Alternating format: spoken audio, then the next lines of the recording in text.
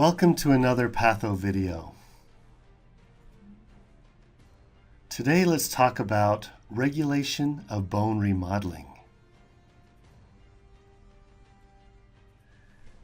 It may seem like the adult skeleton doesn't change very much over time, but inside your bones, cells are constantly busy at work, breaking down bone and building it up in a process called bone remodeling.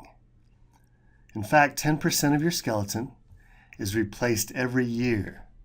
That means that after 10 years, you have an entirely different skeleton.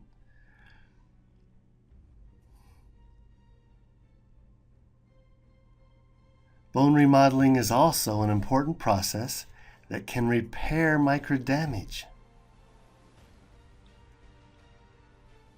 or change the shape and strength of bones in response to structural and mechanical demands. Here the skeleton is applying weight-bearing forces that will result in buildup of more bone and will reduce the risk of fractures. To understand what determines whether the skeleton gets stronger or weaker, it's important to know there are cells called osteoblasts, which produce the proteins and minerals which make up the bone matrix, and cells that are responsible for bone breakdown or resorption, called osteoclasts.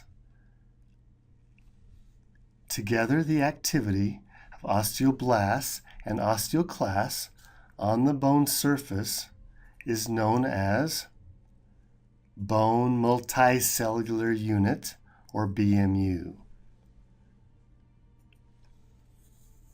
BMU activity is regulated by important cell-to-cell interactions. One of the better understood interactions is RANKL OPG signaling pathway. This system regulates osteoclast differentiation and activation. The RANKL OPG signaling pathway starts with an osteoblast, or an osteochondral progenitor cell. This cell will express what is called RANKL, which stands for receptor activator for nuclear factor kappa B ligand. An osteoclast precursor cell expresses RANK, or receptor activator for nuclear factor kappa B. When a RANKL-RANK interaction occurs, the RANK signaling will activate a transcription factor known as NF-kappa B, which stands for nuclear factor kappa B. NF-kappa B is important for the survival and production of osteoclasts.